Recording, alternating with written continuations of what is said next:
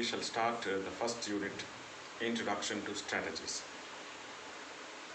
Uh, Before getting down to strategies, we must have some basic idea about the management. As you all studied in your PU level, management is the art of getting things done through others. So management involves it's a process which starts from planning and also it ends at control. So planning to control, we need to go through each processes to make our management a complete, completed, process. So the decision making is one of the important areas of management. Decision making is nothing but saying yes or no to a particular situation. But saying yes or no to a particular situation is very difficult. It requires a lot of information. You have to get into some information. That information needs to be processed, and finally, that information has to be evaluated, and the decision has been taken. For example, when you join to this college, you might have had a lot of course of actions. After completing your PU, you would have joined for PU Commerce, you would have joined for other colleges, you would have joined for many other colleges that is there, private colleges are there, and the colleges which are situated in city is there. But finally, you have weighed a lot of aspects. You looked into the location, you looked at the teachers, you looked at the resources, you looked at your financial position. So you wanted a low cost with a high level of teaching inputs. So finally, you decided here. But it is not so easy decision.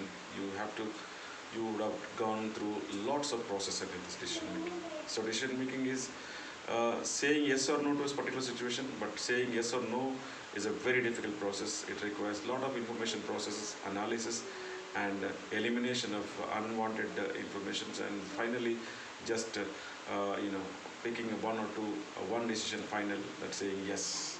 So that is a decision making. So you all studied that is there are a lot of process of management, coordination, planning is there. Planning is looking ahead and very well controlling, looking back. So reviewing whether things are going as per the plans or not is what we call control. All these things you have studied. Also you have studied something about fundamentals of scientific management, universal principles of management of Henry Fayol, also scientific management principle of F.W. Taylor, leadership, communication, all that types of things, staffing, budgeting, all that things you studied. After having deep understanding about these subjects, now let's go for a little advanced version, that is strategic management. Usually the strategic management subject is taught at a higher level, that is either in MBA or it is in the final year of your curriculum. But just before introduction of new educational policy, we have also already started a process that the latest things in the syllabus, which is useful for you at the higher level, it has been brought in the initial first year itself. So in that process, the strategic management is been introduced. Now, what is this strategy? What is this word strategy means? Now, this strategy, generally, this term is not originally from business. This is from the parlance of military. So military people say the word strategy. So this word is derived from the Greek word strategos. It is art and science of directing the military. Basically, Greek word strategos, which means art and science of directing the military head. But in business parlance, we use strategy not from the point of view of short run, we use it for the long run. In the military, always the strategy is used for the short run, because when the rival party is planning his military attack or military irrational or stalking his military, and the other party must be able to retaliate or able to be prepared for any kind of eventualities. But of course, today the military is done through intelligence system, computer system, not through the air force or military or any kind of other things, but through intelligence. So this intelligence requires lot of inputs. So that is how the strategy is used in there.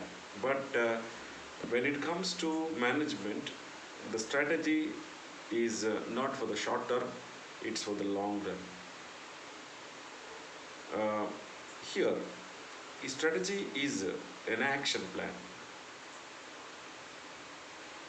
plan, and how to achieve. It is not the end, it is the means to achieve the end is important, but to achieve that end we need to use the right means. The strategy is a right and proper means to achieve the end. Now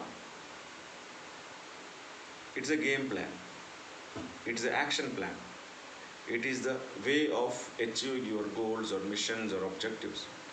So when it comes to strategy, it's a process. Strategic management itself is a process. So when it is a strategy formulation is also a process. Now this process involves a lot of work.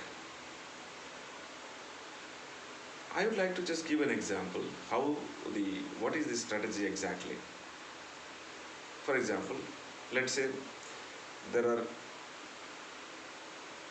many, we take examples of some car companies in our country. We have Maruti Udyog Limited, which sells car at a comparatively lower cost when compared to any other small car producers of a country, sellers of a country.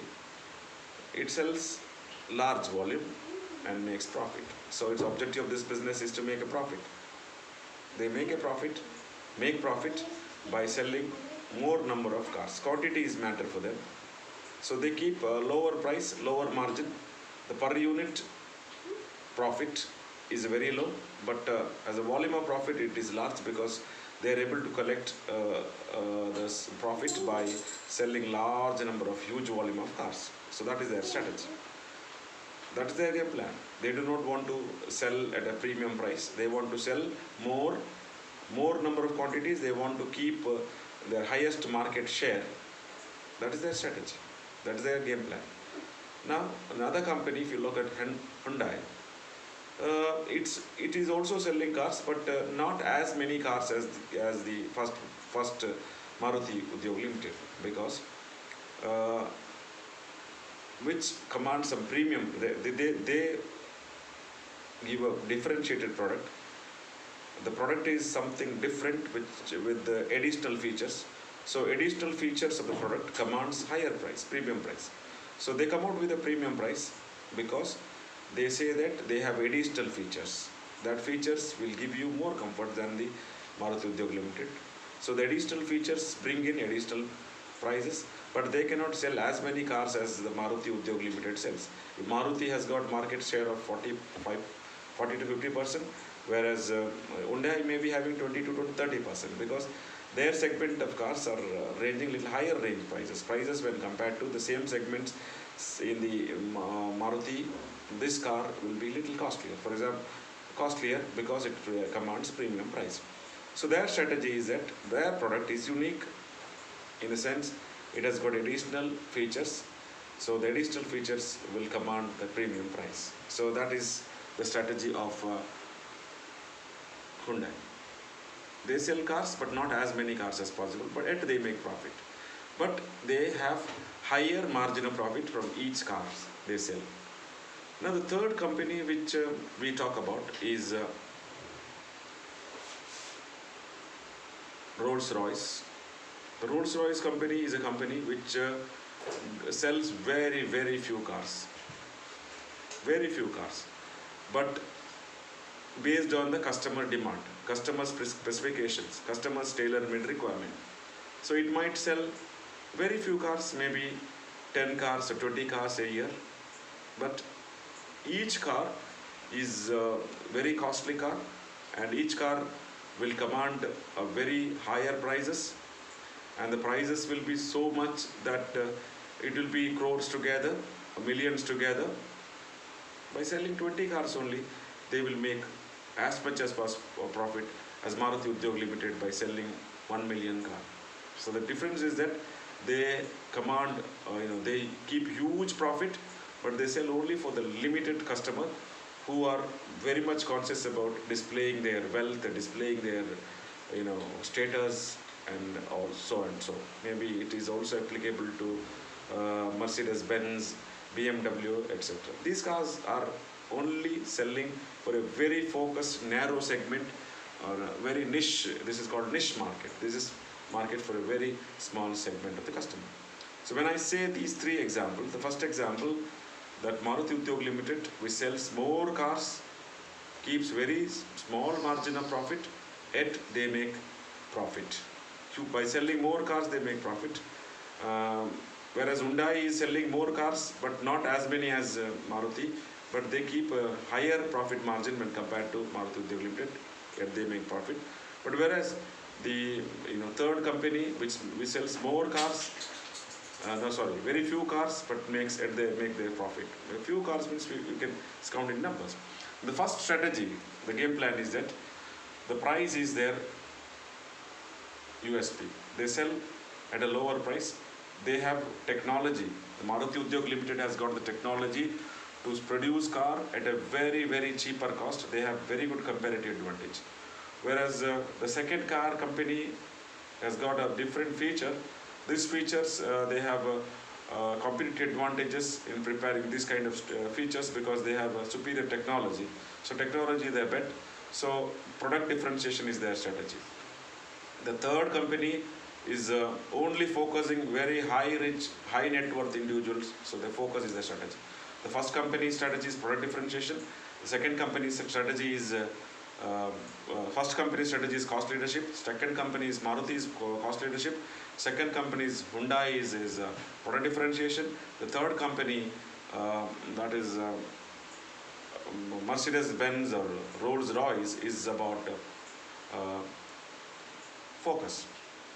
So this game plan is what we call strategy. By now you'll be able to understand the meaning of strategy. So these three strategies, what I said, is what we call generic strategies: product differentiation, cost leadership, as well as focus. But it should be in the order: first cost leadership, second one is product differentiation, third one is focus. So this is what a celebrated writer, Michael E. Porter, in his book Competitive Advantages, he has given these three generic strategies. So this is all about the first video. Thank you for watching.